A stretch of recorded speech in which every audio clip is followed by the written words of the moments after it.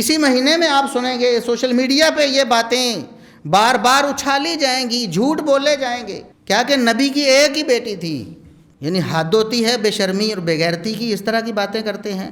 اور پھر دعویٰ ہے کہ ہمیں اہل بیت سے محبت ہے۔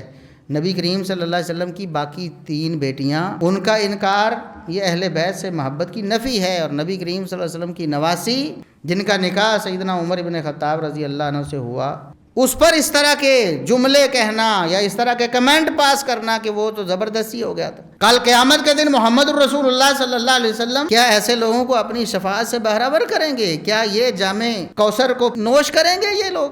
اور خود ان کے بڑے علماء نے اس بات کو تسلیم کیا، ان کی بڑی کتابوں میں تفصیل کے ساتھ یہ درج ہے کہ نبی کریم صلی اللہ علیہ وسلم کی 4 بیٹیاں تھیں۔ ان الحمد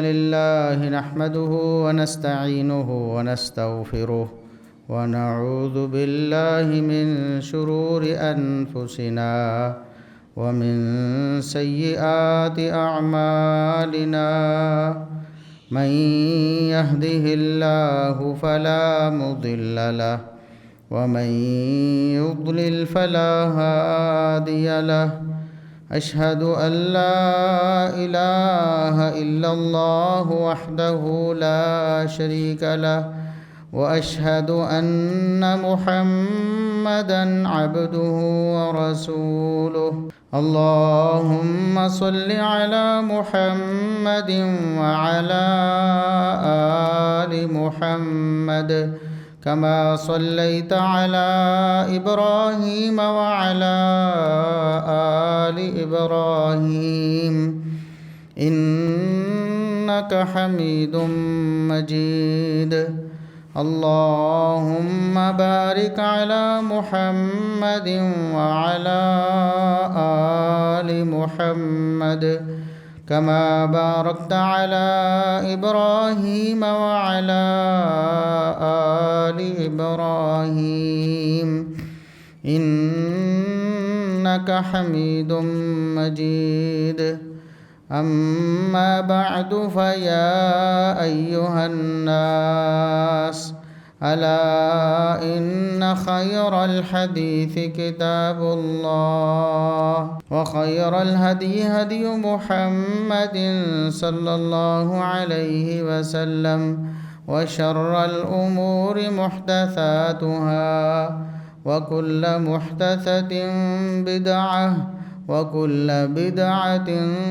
ضلالة أعوذ بالله السميع العليم من الشيطان الرجيم من همزه ونفخه ونفثه بسم الله الرحمن الرحيم النبي أولى بالمؤمنين من أنفسهم وأزواجه أمهاتهم۔ انتہائی قابل احترام سامعین و سامعات، ہر قسم کی حمد و ثنا، تعریف و تمجید، کبریائی، بڑائی، رفعت و عظمت اللہ رب العزت کے لیے جو پوری کائنات کا خالق و مالک ہے۔ بے شمار لا تعداد بے حد و حساب درود و سلام پیغمبر آخر الزماں، محسن انسانیت، محسن کائنات جناب محمد الرسول اللہ صلی اللہ علیہ وسلم کی ذات اقدس پر۔ آج 26 ذوالحجہ 1447 ہجری، ذوالحجہ کا مہینہ ختم ہونے والا ہے اور اسلامی کیلنڈر کا نیا سال شروع ہونے والا ہے۔ اسلامی کیلنڈر کا پہلا سال محرم الحرام، پہلا مہینہ محرم الحرام۔ اللہ رب العزت نے جب سے زمین و آسمان کو پیدا کیا ہے 4 مہینے حرمت والے منائے ہیں۔ مہینوں کی تعداد تو 12 ہی رہی ہے شروع سے۔ اللہ رب العزت نے جب سے زمین و آسمان کو پیدا کیا سال کے 12 مہینے بنائے، وہ 12 جو اسلامی مہینے ہیں، محرم، صفر، ربیع الاول، ربیع الثانی، جمادی اولی، جمادی ثانیہ، رجب، شعبان، رمضان، شوال، ذوالقعدہ، ذوالحجہ۔ یہ 12 مہینے ہیں جو اسلامی 12 مہینے جو اللہ رب العزت نے بنائے ہیں۔ باقی جو انگریزی مہینے، دیسی مہینے، وہ لوگوں نے بنائے۔ تو اللہ رب العزت نے اس کائنات کو جب تخلیق کیا، وقت کی ابتدا ہوئی، تو اللہ رب العزت نے تب سے ہی سال کو 12 اسلامی مہینوں میں تقسیم کیا۔ اور 12 اسلامی مہینوں میں سے 4 مہینوں کو خصوصی اعزاز سے نوازا۔ یہ شروع سے، ازل سے، جب سے اللہ رب العزت نے زمین و آسمان کو پیدا کیا ہے، جب کوئی انسان تخلیق نہیں ہوا تھا، اس وقت سے اللہ رب العزت نے 4 مہینوں کو حرمت والا بنایا۔ رسول اکرم صلی اللہ علیہ وسلم نے قرآن کریم کی اس آیت کی تشریح فرمائی اور تفسیر فرمائی کہ اللہ نے فرمایا کہ 4 مہینے حرمت والے ہیں، تو رسول اکرم صلی اللہ علیہ وسلم نے اپنی امت کو بتایا کہ وہ 4 مہینے کون سے ہیں۔ فرمایا ثلاث متوالیات، صحیح بخاری کی حدیث ہے کہ 3 مسلسل ہیں، ذوالقعدہ و ذوالحجہ والمحرم۔ ذوالقعدہ، ذوالحجہ اور محرم۔ ذوالقعدہ گزر چکا ہے، ذوالحجہ گزرنے والا ہے، آخر میں ہے، اور محرم شروع ہونے والا ہے۔ یہ 3 مہینے حرمت والے مہینوں میں سے یہ 3 مسلسل آتے ہیں۔ اور چوتھا رجب ہے، جو رمضان سے پہلے، رجب، شعبان اور رمضان، یعنی رمضان سے 1 مہینہ پہلے آتا ہے، 7واں مہینہ اسلامی رجب۔ یہ 4 مہینے اللہ رب العزت نے حرمت والے بنائے ہیں، اور ان کی حرمت کا تعلق کسی انسان سے نہیں، کسی انسان کی پیدائش سے، کسی انسان کی وفات سے، اور دنیا میں رونما ہونے والے تاریخی کسی واقعے سے ان کی حرمت، ان کے اعزاز کا تعلق نہیں، کیونکہ یہ تو اس وقت سے جب سے اللہ نے زمین و آسمان پیدا کیا، اور صرف محرم الحرام ہی اور اس کے 10 دن ہی حرمت والے نہیں۔ عملی طور پر ہم دیکھتے ہیں کہ مسلمانوں میں رواج ہے کہ وہ سمجھتے ہیں کہ پورے سال میں 10 دن جو ہے نا، عاشورہ کے 10 دن یہ حرمت والے ہوتے ہیں۔ لوگ گانے بند کر کے قوالیاں چلا لیتے ہیں، لوگ جو ان کی خواہشات کے مطابق جس کو وہ نیکی سمجھتے ہیں وہ کرنے کی کوشش کرتے ہیں ان 10 دنوں میں، اور جس کو وہ سمجھتے ہیں کہ یہ برا کام ہے اس سے بچنے کی کوشش کرتے ہیں ان 10 دنوں میں، حالانکہ بسا اوقات وہ برا کام نہیں ہوتا، وہ نیکی والا کام ہوتا ہے، اللہ کے قرب والا کام ہوتا ہے، اس کو بھی چھوڑتے ہیں۔ تو یہ 10 دنوں کی حرمت انہوں نے خود بنائی ہے۔ اللہ رب العزت نے ان 10 دنوں کی حرمت نہیں بلکہ پورے 4 مہینوں، تقریباً 120 دنوں کی حرمت بنائی، اور ان 120 دنوں میں سے بھی پہلے بھی پچھلے مہینے میں بھی یہ عرض کیا جا چکا ہے کہ جو ذوالحجہ کے 10 دن ہیں نا، پہلے 10 دن ذوالحجہ کے، وہ ان 120 دنوں میں سے بھی سب سے زیادہ افضل ہیں اللہ کے ہاں، اور قیمتی ہیں اللہ کے ہاں، اور اعزاز والے ہیں اللہ کے ہاں۔ تو لہٰذا اگر کوئی 10 دن ایسے تھے جن میں بہت زیادہ اکرام کرنا تھا، ان دنوں کا احترام کرنا تھا، تو وہ ذوالحجہ کے 10 دن تھے جو گزر چکے ہیں۔ محرم کا پورا مہینہ ہی حرمت والا ہے باقی 3 مہینوں کی طرح، اور محرم کی حرمت کا تعلق کسی انسان سے نہیں، جیسا میں نے عرض کیا ہے۔ بعض لوگ یہ سمجھتے ہیں کہ محرم الحرام کے مہینے میں 61 ہجری میں سیدنا حسین رضی اللہ تعالی عنہ جو نواسہ رسول ہیں ان کی شہادت ہوئی، تو وہ سمجھتے ہیں کہ یہ 10 دن یا محرم کا مہینہ اس کا احترام اس وجہ سے ہے کہ سیدنا حسین رضی اللہ عنہ شہید ہوئے۔ یہ بہت بڑی غلط فہمی ہے جو مسلمانوں میں پھیلا دی گئی ہے۔ رسول اکرم صلی اللہ علیہ وسلم کے دور میں بھی سیدنا حسین رضی اللہ عنہ جب پیدا نہیں ہوئے تھے تب بھی یہ 10 دن حرمت والے تھے، بلکہ 4 مہینے حرمت والے تھے۔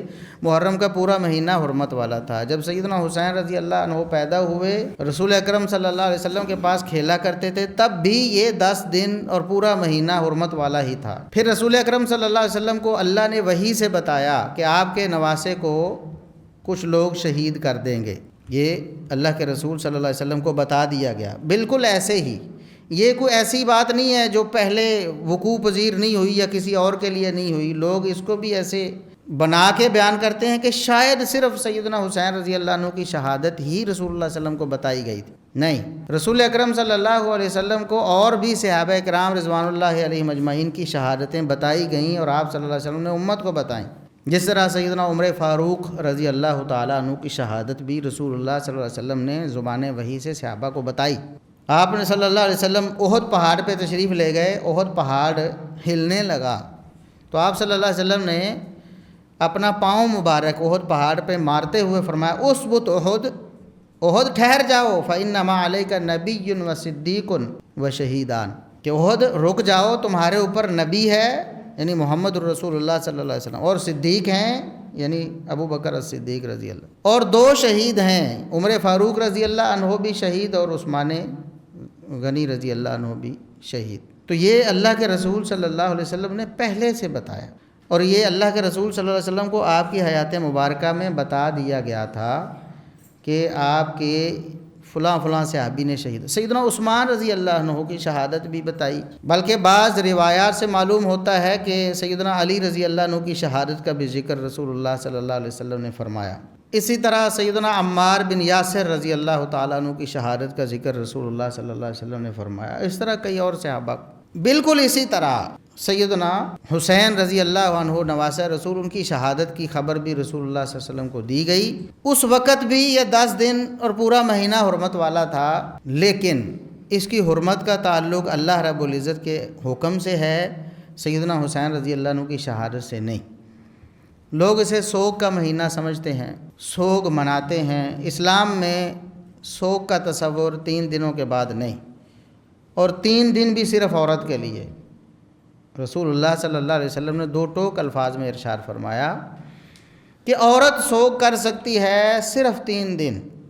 اپنا کوئی عزیز قریبی رشتہ دار، اس کا باپ، اس کا بیٹا، اس کا بھائی، اس کا بھانجا بھتیجا، یا کوئی خاتون، اس کی بہن، اس کی خالہ، اس کی والدہ، کوئی فوت ہو جائے. عورت چونکہ نازک ہوتی ہے تو 3 دن اس کو سوگ کی اجازت دی گئی ہے کہ 3 دن وہ ترک زینت کر سکتی. سوگ کس کو کہتے ہیں؟ ترک زینت کو. نئے کپڑے نہ پہننا، خوشبو نہ لگانا، بننا سنورنا چھوڑ دینا، اس کو کہتے ہیں سوگ. ہاں، اس کا خامد فوت ہو جائے تو فرمایا 4 مہینے 10 دن بس. مردوں کے لیے تو سوگ ہے ہی نہیں. یعنی مرد جان بوجھ کے ایسی کیفیت اختیار، ایک ہے قدرتی طور پر انسان روتا ہے، پریشان ہوتا ہے، غم میں مبتلا ہوتا ہے، اور ایک ہے جان بوجھ کے اپنے اوپر تارے، جس طرح لوگ کالی پٹیاں باندھتے ہیں سوگ، یا خاص لباس پہنے، یا پھر کوئی اور اس طرح کا اظہار کریں جس سے سوگ کا اظہار ہوتا ہو. مردوں کے لیے ایسا کوئی تصور اسلام نے نہیں دیا. رسول اکرم صلی اللہ علیہ وسلم کی اپنی سیرت پوری کی پوری آپ کھنگال لیں. بڑے بڑے قریبی رشتہ دار رسول اللہ صلی اللہ علیہ وسلم کے دنیا سے گئے. آپ کی زوجہ محترمہ سیدہ خدیجہ رضی اللہ عنہا، جن سے بے انتہا محبت ہے، وہ فوت ہوئیں، سوگ نہیں منایا. اپنے بیٹے فوت ہوئے، سوگ نہیں منایا. بیٹیاں فوت ہوئیں، آپ صلی اللہ علیہ وسلم کی حیات مبارکہ میں 3 بیٹیاں فوت ہو گئیں. چوتھی سیدہ فاطمہ رضی اللہ عنہا آپ کے بعد فوت ہوئیں. آپ نے سوگ نہیں منایا. چچا حمزہ رضی اللہ عنہ شہید ہوئے، سوگ نہیں منایا. ہاں، جب بیٹے فوت ہوئے ہیں تو رسول اکرم صلی اللہ علیہ وسلم رو رہے ہیں غم سے، تو صحابی کہتے ہیں اللہ کے رسول آپ بھی روتے ہیں؟ فرمایا رونا یہ تو اللہ رب العزت کی طرف سے ایک شفقت ہے بندے کے دل میں، جو اپنے محبت کرنے والے بچے سے ہوتی ہے، یہ اس شفقت کا اظہار ہے. ہاں، زبان سے ہم کوئی ایسی بات نہیں نکالیں گے جس سے اللہ رب العزت پسند نہیں کرتا. زبان سے صرف اللہ رب العزت کی پسند والی باتیں نکالیں گے ہم. تو سوگ کا کوئی تصور مردوں کے لیے نہیں، عورتوں کے لیے بھی 3 دن سے زیادہ نہیں. لہٰذا سیدنا حسین رضی اللہ عنہ کی شہادت کی وجہ سے پورے مہینے کو سوگ بنانا یہ اسلامی طریقہ نہیں. رسول اللہ صلی اللہ علیہ وسلم نے، صحابہ نے، اہل بیت نے، حتیٰ کہ خود اہل بیت نے بھی اس کی کوئی تعلیم نہیں دی. اور پھر ماتم اور نوحہ اور پھر آگے جو معاملات ہیں وہ اور زیادہ اسلام سے دور، ان کا کوئی تصور اسلام میں نہیں. لہٰذا محرم الحرام ایک حرمت والا مہینہ ہے اللہ رب العزت کی دی ہوئی حرمت کی وجہ سے، نہ کہ سیدنا حسین رضی اللہ عنہ کی شہادت کی وجہ سے. اب اس مہینے میں ہوتا کیا ہے؟ بہت بڑا ظلم ہوتا ہے، بہت بڑے بڑے جھوٹ بولے جاتے ہیں، اور مقدس اور معتبر اور پاکیزہ ہستیوں پر تبرہ کیا جاتا ہے اہل بیت کا نام لے کر. کہتے ہیں اہل بیت سے ہمیں محبت ہے اس لیے ہم ایسا کر رہے ہیں. تو ہم دعوت فکر دیتے ہیں کہ سب سے پہلے دیکھیں کہ کیا یہ اہل بیت کی محبت ہے. اہل بیت کہتے کس کو ہیں؟ سب سے پہلے تو یہ دیکھیں کہ کہیں جو اہل بیت ہیں ان کے منکر بن کے تو نہیں اہل بیت کا نام لے رہے، اہل بیت کی محبت کے دعوے کر رہے. وہ کہتے ہیں کہ ہمیں اہل بیت سے ہم تو اہل بیت کو ماننے والے ہیں. ٹھیک ہے، اچھی بات ہے، اہل بیت کو ماننا چاہیے، ایمان ہے نا، اہل بیت کو تو ماننا ایمان ہے. لیکن اہل بیت کون کون ہیں؟ کیا سب اہل بیت کو آپ مانتے بھی ہیں کہ نہیں؟ قرآن کریم نے نبی کریم صلی اللہ علیہ وسلم کی ازواج مطہرات کو اہل بیت کہا. یا نساء النبی، سورہ احزاب ہے، اے نبی کی بیویوں، لستن کاحد من النساء، تم ساری دنیا کی ساری عورتوں سے بے مثال ہو، ان سے اعلیٰ ہو اور بالا ہو. یہ سیاق چل رہا ہے. اگلی آیت پھر وقرن فی بیوتکن، اپنے گھروں میں ٹکی رہو اللہ کے احکامات پر عمل کرو، اللہ اور اس کے رسول کی اطاعت کرو۔ آگے انما یرید اللہ لیذھب عنکم الرجس اہل البیت، اے اہل بیت، اللہ رب العزت تم سے ہر عیب کو دور کرنا چاہتا ہے، اس لیے تمہارے لیے یہ احکامات ہیں۔ اللہ رب العزت ہر گناہ کو تم سے دور رکھنا چاہتا ہے اور ہر عیب سے تمہیں پاک رکھنا چاہتا ہے۔ یہ ہے اہل بیت والی آیت، یعنی اللہ نے نبی کی بیویوں کو مخاطب کیا اور ان کو اہل بیت کہا۔ اور صرف یہی نہیں، قرآن کریم میں جہاں بھی اہل بیت کا لفظ آیا ہے وہ بیوی کے لیے آیا ہے۔ قرآن پڑھ کے دیکھیں آپ، پورا قرآن آپ پڑھیں۔ ابراہیم علیہ السلام کو فرشتوں نے خوشخبری دی کہ ہم آپ کو بیٹے کی خوشخبری دینے آئے، قرآن میں واقعہ تفصیل سے مذکور ہے۔ بیوی سارا جو پاس موجود تھیں، ظاہر ہے بیٹے کی خوشخبری ہے تو بیوی کے ذریعے بیٹا آنا ہے، تو انہوں نے کہا کہ قالت االد وانا عجوز وہذا بالی شیخا، کیا میں بچہ جنوں گی، کیا بچہ پیدا کروں گی؟ میں تو بوڑھی ہو چکی ہوں، عمر ہی گزر گئی ہے بچہ پیدا ہونے والی، میرے جو شوہر ہیں ابراہیم علیہ السلام وہ بھی بوڑھے ہو گئے ہیں، یہ تو عمر بچہ ہونے والی ہے ہی نہیں۔ یہ تو بڑی عجیب بات ہوئی نا، تعجب خیز بات ہے، کیسے پیدا ہو جائے گا بچہ؟ تو فرشتوں نے کہا، قرآن کہتا قالوا اتعجبین من امر اللہ، کیا اللہ کے حکم پر بھی کوئی تعجب ہوتا ہے؟ اللہ جب فیصلہ کر لے وہ تو مسبب الاسباب ہے، اس کو اپنا حکم پورا کرنے کے لیے ظاہری اسباب کی ضرورت نہیں ہوتی۔ اللہ کے حکم پر بھی، اللہ کے فیصلے پر بھی کوئی تعجب ہوتا ہے؟ حیران ہونے کی بات ہی نہیں ہے، کیونکہ اللہ کا حکم ہے، ہو کر رہے گا۔ رحمت اللہ وبرکاتہ علیکم اہل البیت، ابراہیم کے اہل بیت، تم پر اللہ کی رحمتیں اور برکتیں ہوں۔ اہل بیت قرآن نے ابراہیم علیہ السلام کی بیوی سارہ کو کہا ہے، اور یہ بھی مغالطہ دور ہو گیا۔ لوگ کہتے ہیں کہ دیکھو جی وہ آیت، اگرچہ اس میں سورہ احزاب والی آیت میں نبی کی بیویوں کا ذکر ہے، پہلے بھی اور بعد میں بھی، لیکن صیغہ جمع مذکر کا آیا ہے، انما یرید اللہ لیذھب عنکم الرجس اہل البیت، لہٰذا نبی کی بیویاں مراد نہیں ہو سکتی۔ تو ہم کہتے ہیں کہ یہاں جب ابراہیم علیہ السلام کی بیوی کو فرشتوں نے کہا قالوا اتعجبین من امر اللہ رحمت اللہ وبرکاتہ علیکم اہل البیت، اور اس بات پر تو اتفاق ہے، کوئی کتنا بھی بڑا ڈھیٹ اور کتنا بھی بڑا اجاڈی کیوں نہ ہو، وہ اس بات کا انکار نہیں کر سکتا کہ اس وقت ابراہیم علیہ السلام کے پاس صرف ان کی بیوی تھیں اور کوئی نہیں تھا، یا فرشتے تھے یا ابراہیم علیہ السلام تھے یا ان کی زوجہ محترمہ تھیں، اور انہوں نے کیا کہا؟ رحمت اللہ وبرکاتہ علیکم اہل البیت، وہی جمع مذکر کا صیغہ، یعنی ادب اور احترام کے لیے واحد مؤنث یا جمع مؤنث کے لیے جمع مذکر کا صیغہ بولا جا سکتا ہے۔ یہ قرآن کا اسلوب ہے جو ثابت ہے۔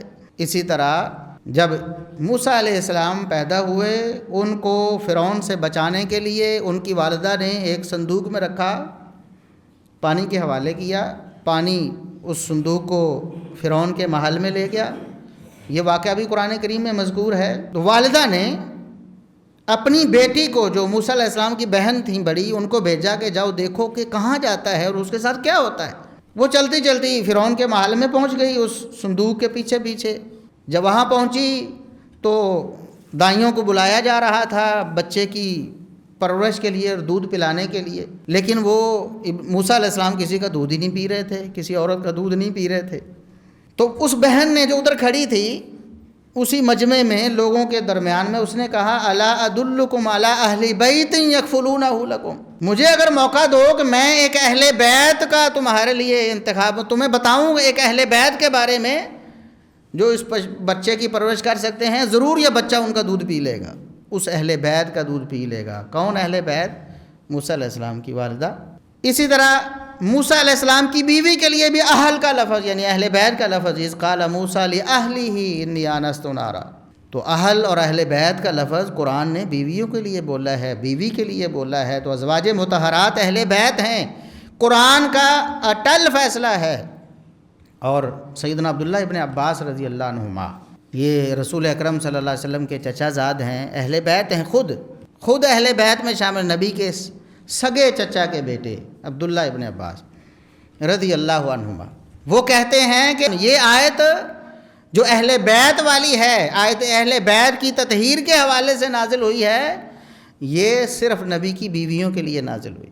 تو قرآن نے کہا نبی کی بیویاں اہل بیت ہیں، تو کچھ لوگوں نے ان کو اہل بیت سے خارج کیا، ان کو مانا ہی نہیں، ان پر تبرہ کیا اور کہا کہ ہم اہل بیت کو ماننے والے ہیں۔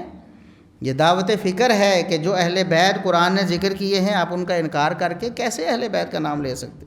ہاں یہ بات درست ہے کہ سیدنا علی رضی اللہ عنہ، سیدہ فاطمہ رضی اللہ عنہا اور حسنین کریمین رضی اللہ عنہما، رسول اکرم صلی اللہ علیہ وسلم نے جب یہ آیت نازل ہوئی، آیت تطہیر، بڑی شان تھی، بڑا مقام تھا اہل بیت کا، تو اللہ سے دعا کی یا اللہ ان چاروں کو بھی میرے اہل بیت میں شامل کر دے، یہ بھی اس مقام و مرتبہ کو پا لیں جو اللہ نے میری بیویوں کو عطا کیا ہے، اہل بیت کو عطا کیا ہے۔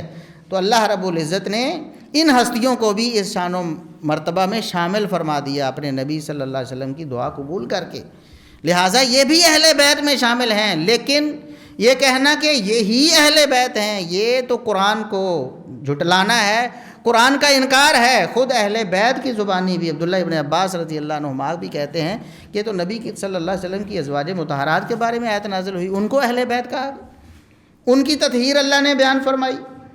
تو لہٰذا سب سے پہلے تو یہ بات صاف طور پر سمجھ لیں کہ قرآن کریم نے اہل بیت نبی کریم صلی اللہ علیہ وسلم کی بیویوں کو کہا ہے، اور نبی کریم صلی اللہ علیہ وسلم نے اپنی دعا کے ذریعے اپنے دیگر رشتہ داروں کو بھی اہل بیت میں اللہ سے شامل کروایا ہے۔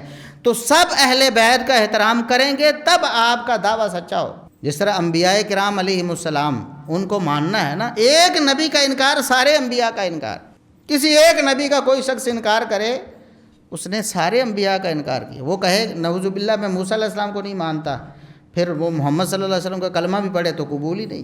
کیوں؟ اللہ رب العزت نے ہی سب کو نبی بنایا ہے، کسی ایک نبی کا انکار بھی سب نبیوں کا انکار سمجھا جائے گا، ایک اہل بیت کا انکار سب اہل بیت کا انکار۔ دوسری بات یہ ہے کہ نبی کریم صلی اللہ علیہ وسلم کی بیٹیوں کے حوالے سے اسی مہینے میں آپ سنیں گے سوشل میڈیا پہ یہ باتیں بار بار اچھالی جائیں گی، جھوٹ بولے جائیں گے، کیا کہ نبی کی ایک ہی بیٹی تھی۔ یہ دعویٰ کیا جاتا ہے کہ نبی کریم صلی اللہ علیہ وسلم کی ایک ہی بیٹی تھی سیدہ فاطمہ رضی اللہ عنہا، باقی تو آپ کی بیٹیاں تھیں، نعوذ باللہ ثم نعوذ۔ کتنا بڑا جرم ہے۔ کل قیامت کے دن محمد الرسول اللہ صلی اللہ علیہ وسلم کیا ایسے لوگوں کو اپنی شفاعت سے بہرہور کریں گے؟ کیا یہ جام کوثر کو پی پائیں، نوش کریں گے یہ لوگ جو محمد الرسول اللہ صلی اللہ علیہ وسلم کی بیٹیوں کا انکار کر رہے ہیں؟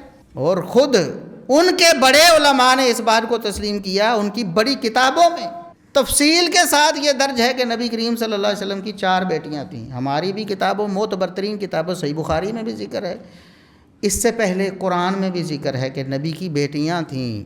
یا ایھا النبی، آیت پردہ نازل ہوئی، پردے کی آیت، تو اللہ رب العزت نے فرمایا یا ایھا النبی قل لازواجک وبناتک ونساء المؤمنین، اے نبی آپ اپنی ازواج کو، اپنی بیویوں کو بھی حکم دے دیں، اپنی بیٹیوں کو بھی حکم دے دیں، اور مومنوں کی عورتوں کو بھی حکم دے دیں یدنین علیہن من جلابیبہن، کہ وہ پردے میں رہا کریں۔ پردے کی آیت نازل۔ تو نبی کریم صلی اللہ علیہ وسلم کی 4 بیٹیاں تھیں، ایک بیٹی کہنا، باقیوں کا انکار کرنا، یہ قرآن کا انکار ہے، اور خود پھر اپنی کتابوں کا بھی انکار جن کے اندر صراحت کے ساتھ ان بیٹیوں کے نام بھی آئے ہیں۔ اور انکار کی وجہ کیا ہے؟ انکار کی وجہ، ایک وجہ تو یہ ہے کہ رسول اکرم صلی اللہ علیہ وسلم کی ایک بیٹی، یعنی آپ صلی اللہ علیہ وسلم کی نواسی سیدہ فاطمہ رضی اللہ عنہا کی بیٹی ام کلثوم بنت علی، یعنی سیدہ فاطمہ رضی اللہ عنہا اور سیدنا علی رضی اللہ عنہ کی بیٹی ام کلثوم جن کا نام تھا، ان کا نکاح سیدنا علی رضی اللہ عنہ نے سیدنا عمر ابن خطاب رضی اللہ عنہ سے کیا تھا، اور یہ بات ہماری معتبر ترین کتابوں میں موجود ہے، ان کی کتابوں میں بھی موجود ہے۔ لیکن چونکہ اس سے شان اور مقام ثابت ہوگا کہ علی المرتضیٰ رضی اللہ عنہ نے اپنی بیٹی کا نکاح کیا کسی ایسے شخص سے کر دیا جو برا ہو؟ عمر ابن خطاب رضی اللہ عنہ۔ لوگ کہا کرتے تھے عمر آپ کے گھر میں نبی کی بیٹی ہے، یعنی نواسی بیٹی ہوتی ہے نا، جس طرح نواسے کو بیٹے کہا نا رسول اللہ صلی اللہ علیہ وسلم نے کہ یہ میرے بیٹے ہیں، حسن و حسین میرے بیٹے ہیں، تو نواسی بیٹی ہے۔ تو رسول اللہ صلی اللہ علیہ وسلم کی نواسی سیدہ ام کلثوم سیدنا علی رضی اللہ عنہ کی بیٹی، سیدہ فاطمہ رضی اللہ عنہ کی بیٹی، وہ سیدنا عمر ابن خطاب رضی اللہ عنہ کے نکاح میں ہیں۔ اب جب مان لیں گے تو پھر لوگ پوچھیں گے کہ تم برا کہتے ہو، تم تبرہ کہتے ہو ان پر، خود علی المرتضیٰ رضی اللہ عنہ نے اپنی بیٹی کا نکاح ان کے ساتھ کیا، تو وہ برے کیسے ہوئے؟